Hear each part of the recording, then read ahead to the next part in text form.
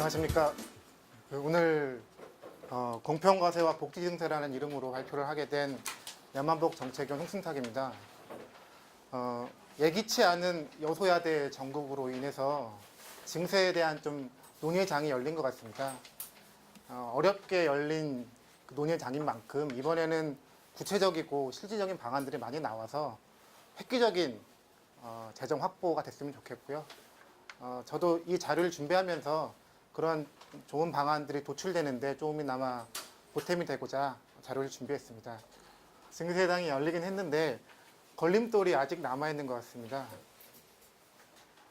얼마 전에 편집국장, 보도국장, 정책 간담회 자리에서 대통령께서 말씀하신 내용인데요. 법인세 인상이라는 것들은 마지막 수단이 되어야 된다. 추가적으로 국민에 대한 세금에 대한 이야기를 한다는 것은 국민에게 면목이 없다는 얘기를 하셨는데 제가 보기에는 대기업한테 면목이 없다는 얘기를 하신 것 같고요. 이 얘기를 듣고 나니까 영화 속의 한 장면이 굉장히 떠올랐었는데요. 광해의 한 장면입니다. 이 멘트를 제가 읽는 것보다는 직접 영화 장면으로 잠깐 보여드릴게요. 네, 분명 대돈법을 실시할 방안을 마련하라 했을 텐데.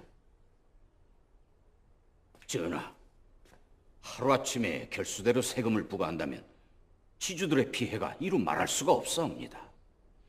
그들 또한 백성이온데 어찌 차별을 두겠나이까? 땅 10마지기 가진 이에게 쌀 10섬을 받고 땅 1마지기 가진 이에게 쌀 1섬을 받겠다는 게 그게 차별이요? 백성들은 스스로 노비가 되고 내시가 되는 판에 기껏 지주들 쌀 1섬 때문에 차별 운운한단 말이오. 지주들의 피해가 이루 말할 수가 없고 그들 또는 백성이온데 어찌 차별을 두겠나이까. 지주와 백성을 등치했는데 박근혜 대통령도 국민들과 대기업을 등치하신 것 같습니다. 전체적으로 발표는 5개로 나눠져 있고요. 전체적인 조세에 대한 개요, 그리고 법인세, 소득세, 부동산 보유세, 마지막으로 복지 증세를 다루도록 하겠습니다. 출발에 앞서 전체적인 저희 국세와 지방세 현황입니다. 2015년 기준으로 보면 국세가 217조 원 정도 되고요. 지방세가 71조, 합하면 289조, 290조 정도 됩니다. 저희 GDP, 2015년 기준 GDP가 1558조니까 조세 부담률이 18.5%인 거고요. 최근과 비교하면 18% 내외인데 2013년에 17.9, 2014년에 18%에 비하면 조금 올라와 있는 상황입니다. 이걸 좀 더 장기적인 기준으로 보면 2004년부터 추이입니다. 2007년까지는 지속적으로 상승을 했고요. 이때가 19.7%까지 오르는 해였었고 2008년부터 쭉 떨어지기 시작해서 대략 지금은 18%와 18.5% 사이에서 움직이고 있습니다. 제 기억에 이번 총선 과정에서 더민주에서 GDP 2% 증세안을 꺼냈더니 새누리에서 2%가 누구 A 이름이냐라고 얘기를 했는데 A 이름까지는 아니지만 저희가 근 10년 내에는 한번 내본 적 있던 세금이었던 셈입니다. 다음 국세를 전체적인 측면에서 보면 국세의 3총선은 소득세, 법인세, 부가가치세고요. 세금만 3년 동안 추이를 보면 좀 특징이 있습니다. 부가가치세가 계속 1등이었었는데요. 2015년에 뒤집혔습니다.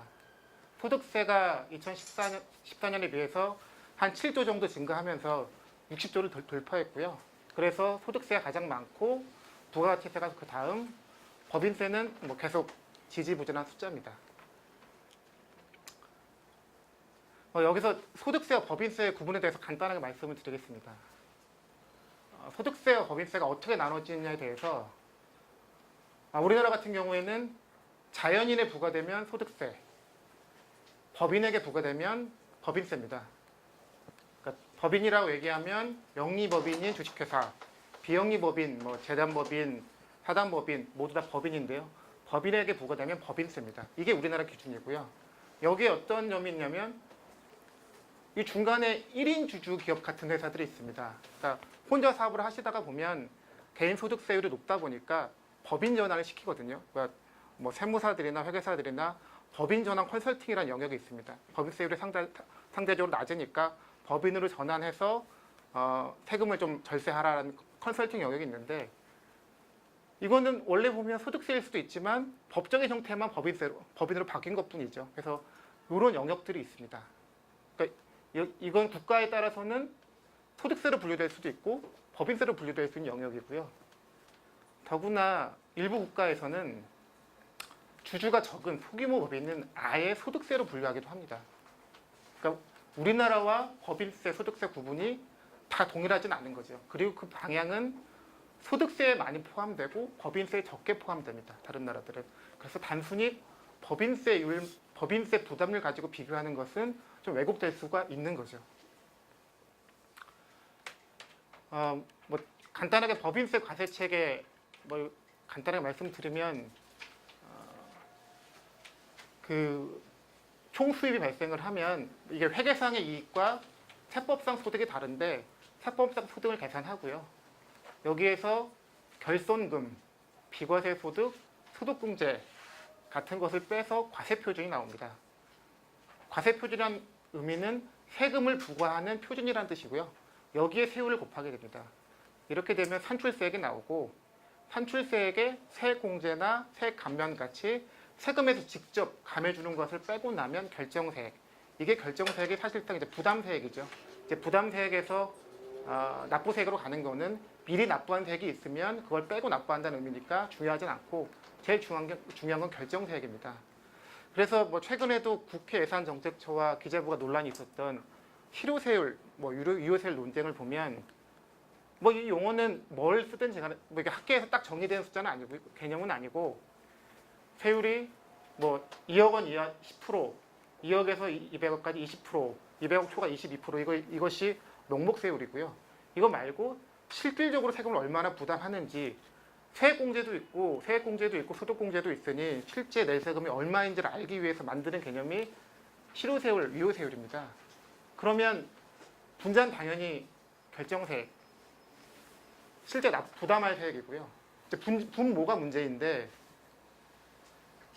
이걸 회계상 이익을 할 것이냐, 세법상 소득을 할 것이냐, 과세표준을 할 것이냐 문제인데, 산식을 보시면 이 과세표준에는 이미 비과세 소득, 소득공제가 다 빠져 있습니다. 그러면 과세표준을 기준으로 판단하는 것은 소득공제가 얼마나 있었는지, 비과세 소득이 얼마나 많은지를 포착할 수가 없는 개념인 거죠. 그래서 개념으로 보면 전체적으로 소득공제, 비과세 소득, 세액공제, 세액감면 이런 세제 혜택을 다 더해서 얼마나 세금이 줄어든지 확인하려면 과세표준보다는 세법상 소득이 훨씬 적절한 개념입니다. 뭐 다시 넘어가서 이제 지방세 간단하게 말씀드리면, 지방세는 특징이 최근 3년간 아주 빠르게 증가했다는 특징이 있고요. 금액 기준으로 많은 걸 뽑아보면 취득세, 그리고 2등이 지방소득세, 3등이 재산세입니다. 뭐 취득세는 잘 아시는 것처럼 뭐 주택 사시면 내시는 취득세고 거래세고, 지방소득세는 법인세와 소득세에 10% 부과되는 세금입니다. 예전에는 주민세라고 불렸던 세금이고요. 지금 이제 이름이 지방소득세로 바뀌었는데, 당연히 소득세가 늘어나면 지방소득세도 같이 늘어납니다. 그래서 빨리 증가한 모습이고요. 그리고 세 번째가 재산세입니다. 여기까지가 이제 전체 저희 국세, 지방세, 개요고요. 어떤 한 나라의 조세 부담 수준을 보는 가장 일반적인 방법이 OECD 평균하고 비교하는 것입니다. 그래서 현재 OECD 평균은 일부 국가가 2014년 자료가 업데이트가 안 된 관계로 2013년 기준이고요. 우리나라는 2013년과 2014년 기준을 같이 비교했는데요. 소득세를 보면 2013년 3.7, 2014년에 4.0이었는데 OECD는 8.8입니다. 한 약 5%가 격차가 나고요. 법인세는 2013년 3.4, 2014년 3.2. 그런데 OECD는 2.9라서 거꾸로 우리나라가 0.3 또는 0.5가 높습니다. 근데 이 부분 아까 말씀드린 것처럼 법인 소득과 개인 소득의 구분이 국가마다 상이하다. 특히 우리나라는 가능한 한 다 법인소득으로 구분되는 나라이기 때문에 이렇게 단순히 비교하면 안 된다는 걸 말씀을 드렸고요. 세 번째 소비세, 부가가치세, 개별 소비세 등이 들어간 항목이고요. 우리나라는 대략 6.9, 7.0 정도 되는데 OECD는 좀 높습니다. 10.3% 되고요. 재산세가 우리나라가 2.5, 2014년 2.7이었는데 OECD는 1.9입니다. 이 숫자 때문에 우리나라 보유세 부담이 과한 거 아니냐라는 얘기도 나오기도 합니다. 이 자료가 앞으로도 계속 논의의 기초가 될 거고요. 한편 이제 증세에 대한 국민의식이 사실 좀 나빠진 측면이 있습니다. 동일한 갤럽 조사로 보면 개인의 세부담이 늘어나면 증세에 반대한다가 2015년 1월에는 48%였습니다. 뒤집으면 약 절반 정도는 증세에 찬성한다라는 얘기였었고요. 그런데 한 약 1년 사이에 그 비율이 70%로 올라갔습니다. 이 사이에는 잘 아시는 것처럼 연말정산 파동이 있었고요. 연말정산 파동이 내용이 실체로 보면 세액공제로의 전환 등을 정부에서 제대로 홍보하지 않은 어떤 행정상의 미스에 가까운데 결과적으로는 증세에 대한 반감을 상승시키는 역할을 했습니다. 그래서 이런 증세에 대한 국민 인식이 나빠지는 걸 고려해서 복지 재정의 확보 기본 방향은 일단 공평과세가 있어야 될 것으로 판단이 되고요. 그리고 복지 증세, 그러니까 공평과세와 복지 증세가 동시에 진행되어야 될 것 같습니다. 공평과세에서 다룰 항목들은 법인세, 소득세, 그리고 부동산 보유세고요. 복지 증세에서 다룰 항목은 사회복지세, 그리고 저변 확대를 위해서 좀 고민할 부분입니다. 공평과세의 큰 틀의 방안을 보면 첫 번째는 감세의 원상 회복이고요. 이명박 정부가 감세한 것들을 원상 회복하는데 첫 번째 초점이 있고 주 대상은 법인세와 보유세가 됩니다. 두 번째는 소득 있는 곳에 세금 있다라는 원칙을 예외 없이 적용하는 부분이고요. 이 부분은 주로 소득세에 해당이 됩니다.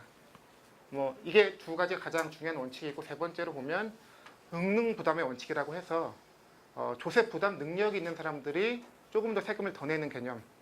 이 세 가지가 공평과세에 도달하기 위해서 저희가 가져야 될 원칙이라고 생각이 듭니다.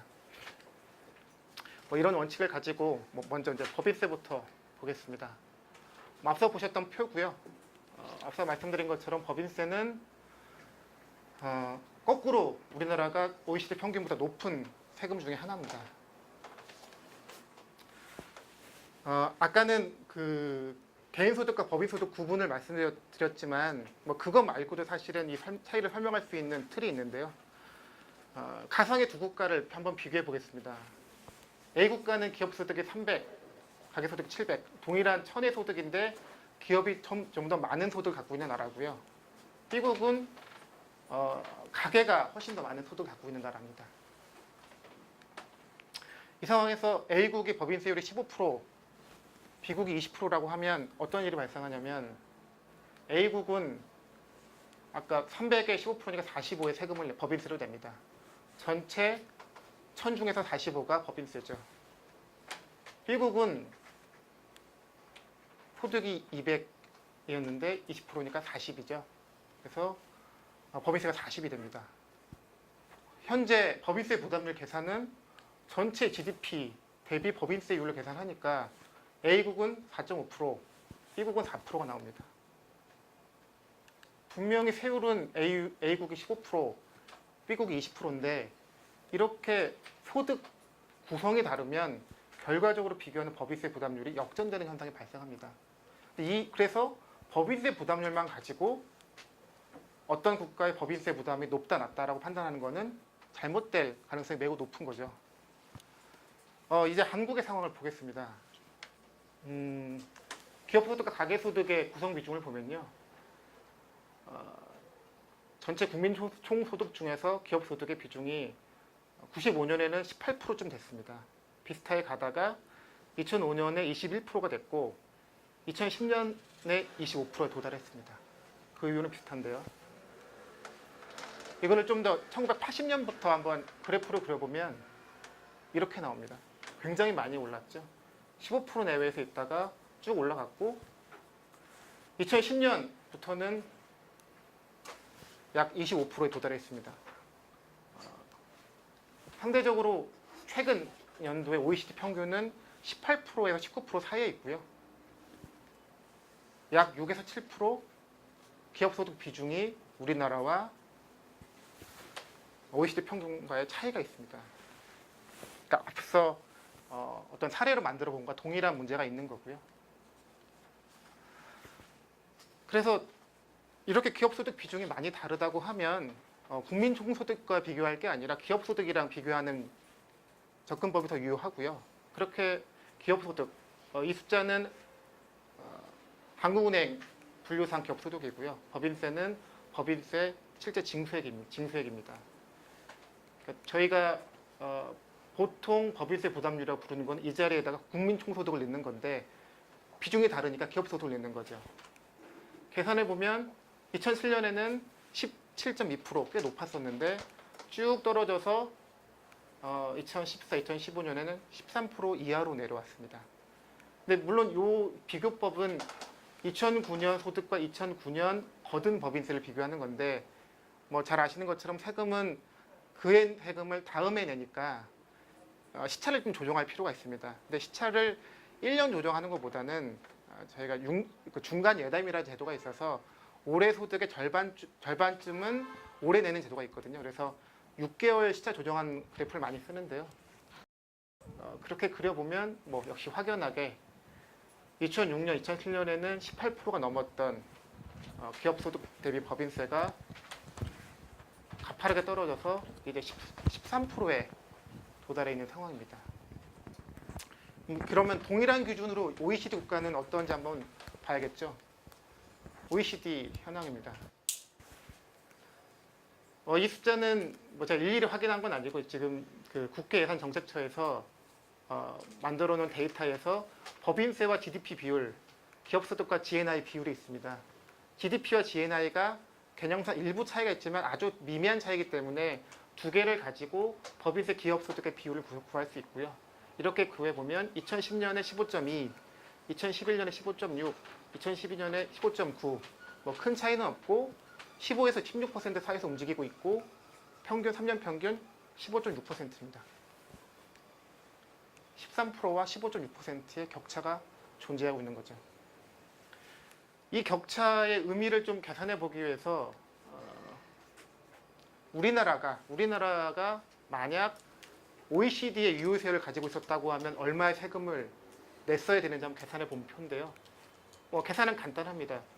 우리나라 기업소득 비중에 OECD의 유효세율 계산을 법인세의 기업소득으로 했기 때문에 A와 B를 곱해주면 우리나라가 OECD와 같은 법인세 유효세율을 갖고 있었다고 하면 내야 될 법인세 부담률이 됩니다. 대략 3.8에서 3.9 정도 나오고요.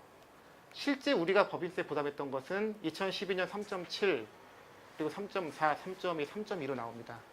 매년 격차가 작을 때는 0.3, 클 때는 0.7 이 정도 나오고요.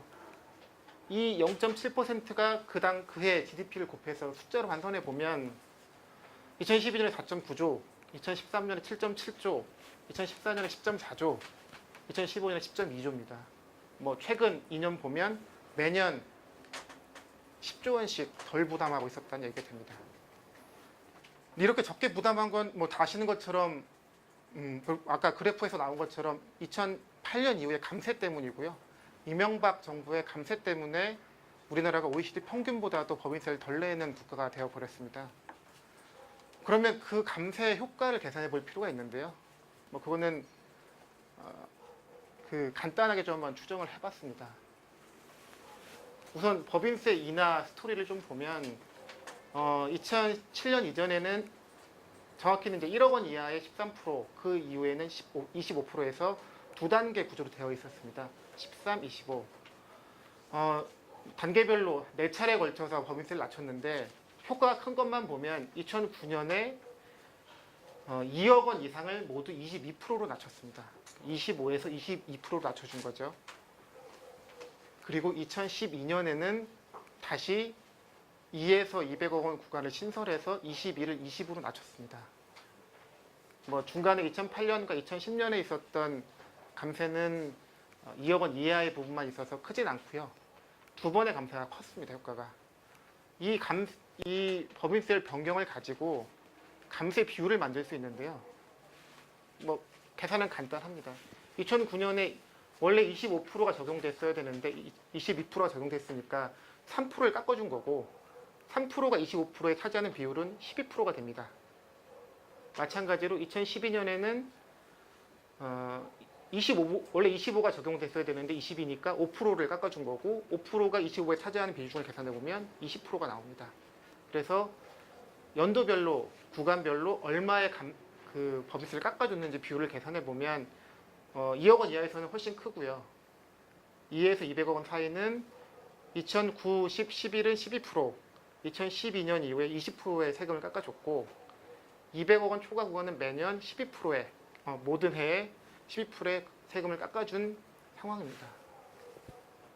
이걸 적용하기 위해서는 저희가 그 국세통계연보에서 부담세액을 200억, 과세표준 200억 원 이하와 200억 원 초과로 나눠서 집계해 볼 필요가 있는데요.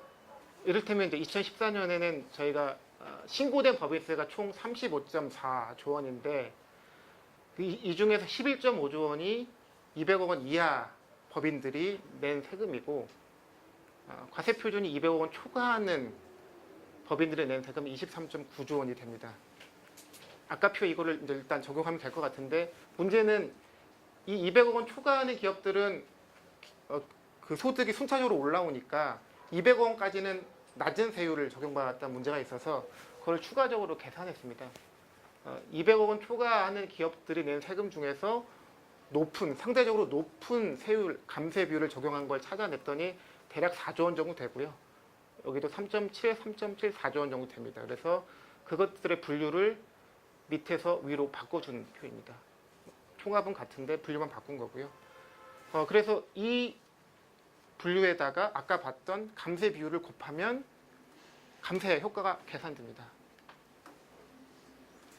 2009년에 4.8조, 2010년에 4.1조 하다가 2012년에 가장 많았고요. 7.2조. 그 이율은 대략 6.7, 6.6 정도 됩니다. 뭐 아직 2015년에 대해서는 신고가 이제 되고 있기 때문에 통계는 없지만 2014년만큼 있다가 추정을 했고요. 2008년은 뺐습니다. 그래서 7년의 합계를 보면 41.2조. 이거는 여러 가지 측면에서 과소 추정한 방법인데 최소한 7년간 41.2조 원만큼은 깎아줬다는 얘기가 됩니다. 또 다른 한편으로는 당장 지금 법인세를 원상 회복하면 최소 요만큼 6조에서 7조만큼은 세수가 늘어난다는 의미가 됩니다. 그래서 첫 번째 저희가 법인세 원상 회복을 첫 번째 과제인 법인세 원상 회복을 한다고 하면 6에서 7조 정도 세수가 증가할 것으로 예상이 됩니다. 제 계산으로 따르면 정확하게 추정하면 2014년 기준으로 7.8조까지도 나올 수가 있는 상황입니다. 두 번째 저희가 법인세 원상 회복에서 다뤄야 될 과제는 사내유보금 과세 부분입니다. 그러니까 앞으로 문제는 원상 회복하면 되는 문제인데 그럼 과거 했던 것을 어떻게 할 거냐와도 관련이 있는데요. 사내유보금 과세의 문제가 나왔을 때 제기됐던 여러 가지 의견들입니다. 여기도 김앤장이 나오네요. 좀 유명한 옥시에도 나오고 징용 피해자에도 나오는 김앤장이 여기에도 나오고요. 반대 논리의 핵심은 일단 이중과세에 해당한다. 이중과세에 해당한다는 얘기는 김앤장에서도 동일하게 얘기하고 상장협회에서도 얘기하는 부분인데요. 이중과세에 해당한다. 두 번째는 그걸 돈으로 갖고 있는 게 아니다. 정기예금이 아니고 이미 투자돼서 현금이 없다. 두 가지가 가장 대표적인 반대 논리인 것 같습니다. 그래서 사내유보금 과세 문제를 풀려고 하면 두 가지 논리를 극복할 수 있는 좀 방법이 있어야 될 것 같고요. 그래서 저는 아까 봤던 그럼 이명박 정부의 법인세 감세가 과연 과세된 금액인지 한번 생각을 해봤는데요.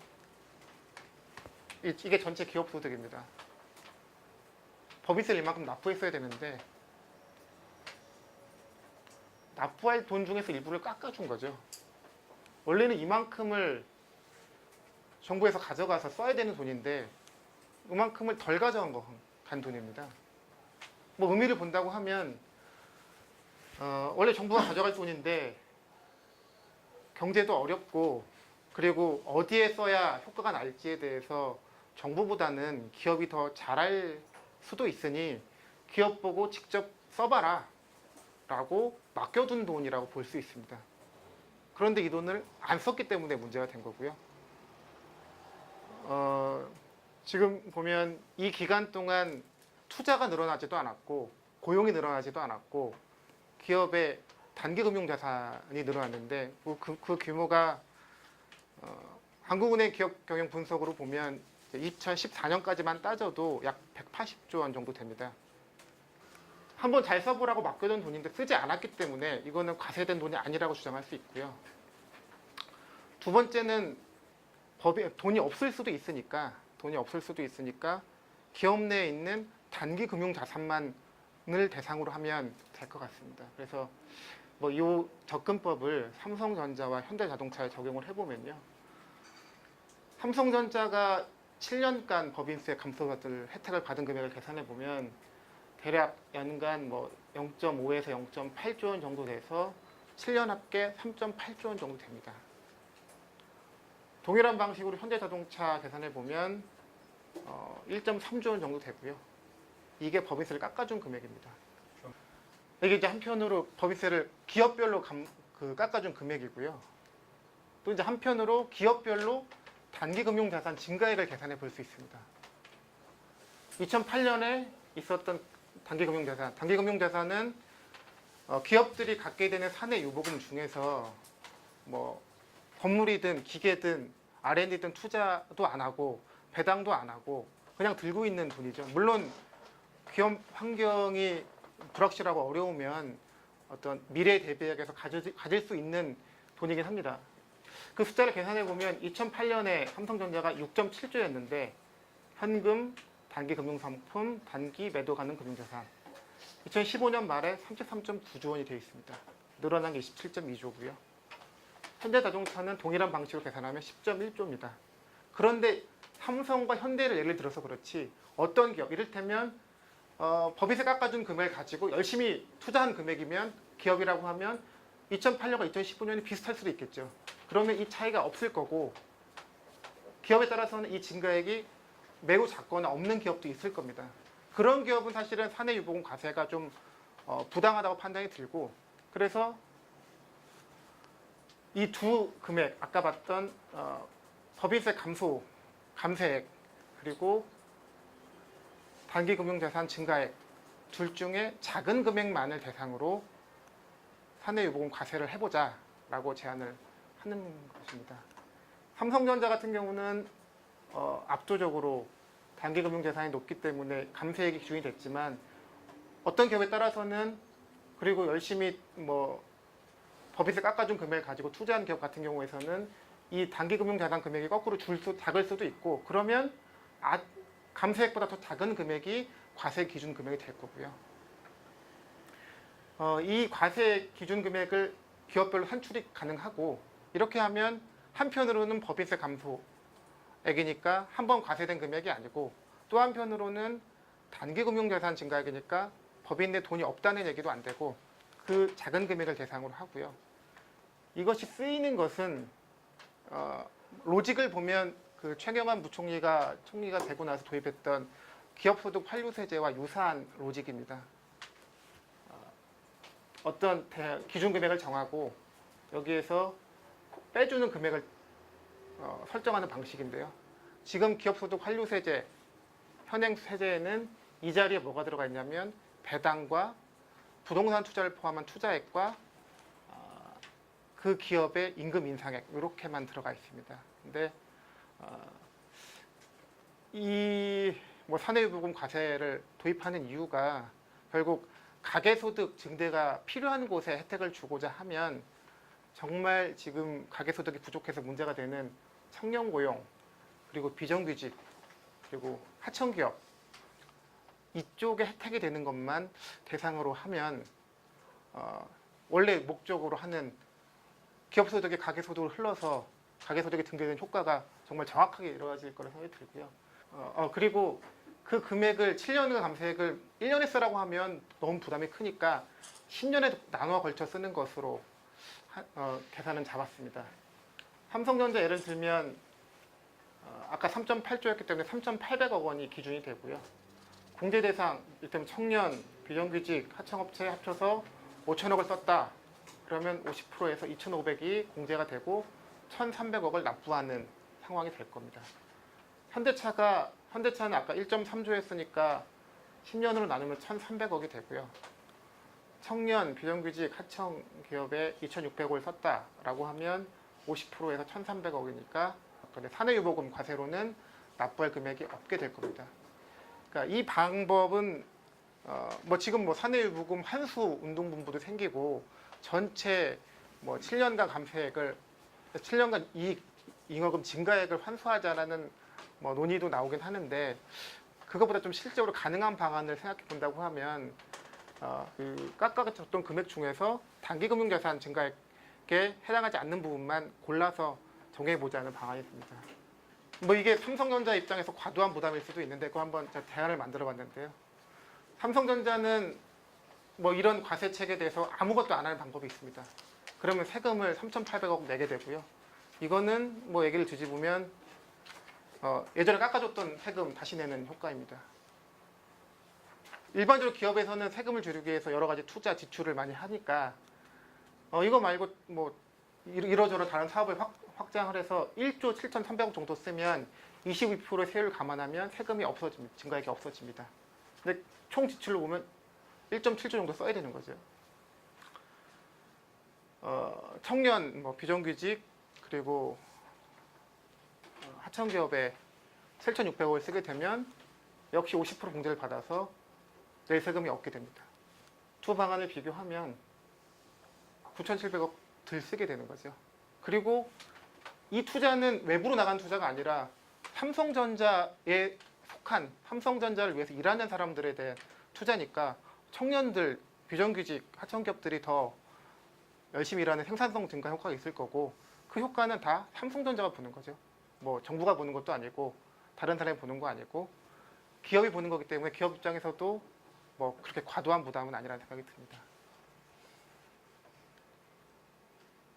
이 사내유공 과세 효과 한번 전체로 계산해 보면요. 앞서 7년간 41.2조 원이었기 때문에 이걸 10년간 사용하면 매년 약 4조 원을 쓰이게 됩니다. 4조 원이 쓰이게 되고 지금 약 절반 정도의 기업이 이 방향에 따라주고 절반 정도는 따라주지 않는다고 가정하면 2조 원은 증세가 될 거고요. 2조 원은 투자가 되는 건데 공제율이 50%이기 때문에 4조 원의 투자가 있을 겁니다. 그러니까 4조 원이 청년, 비정규직, 하청기업에 쓰이는 거고요. 그 효과를 청년들 1인당 3,300만 원의 임금이 필요하다고 하면 연간 12만 명을 고용할 수 있는 거고요. 비정규직이나 하청기업 처우를 개선하는데 1인당 2천만 원이 필요하다고 하면 20만 명의 혜택을 볼 수 있는 숫자입니다.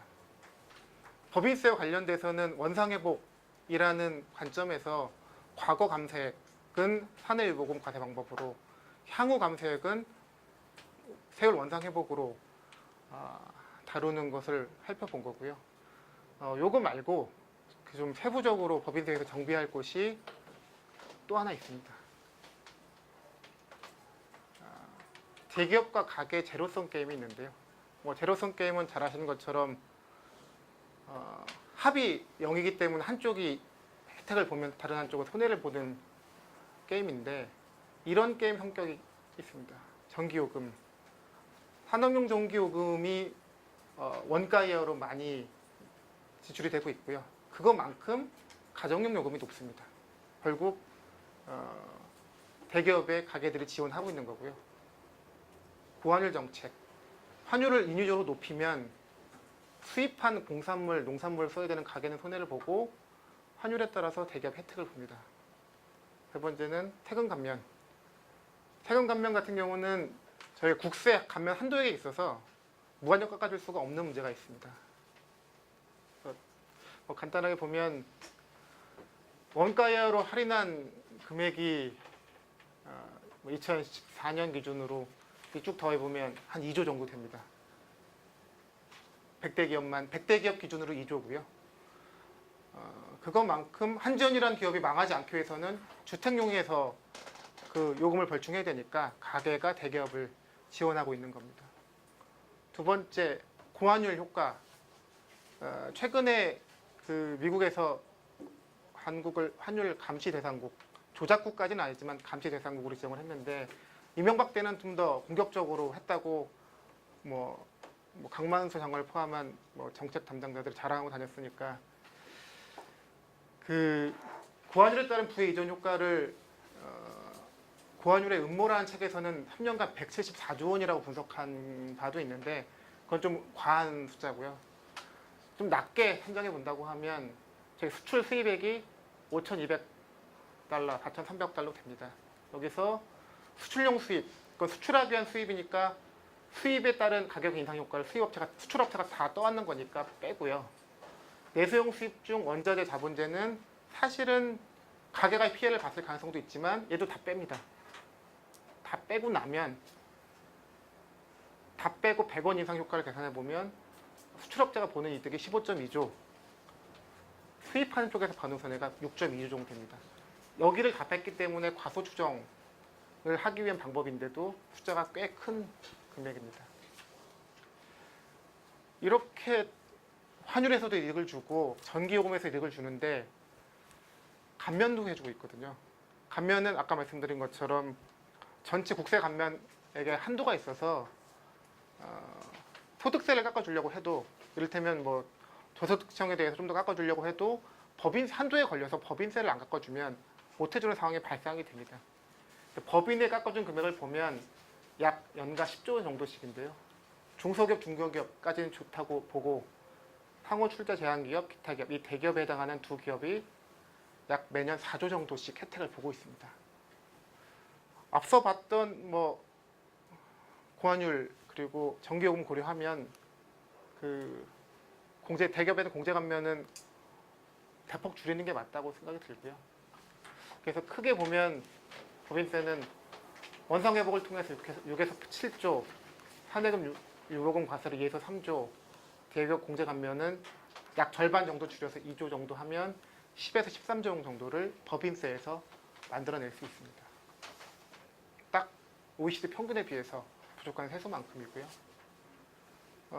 근데 이 아까 10조는 그냥 기업 소득과 가계 소득 비중만 가지고 계산한 것이고 아직 사실은 효과가 남아 있는 거죠. 그 기업 소득과 가계 소득 구분 자체가 다르기 때문에. 여기까지가 법인세에 대한 부분입니다.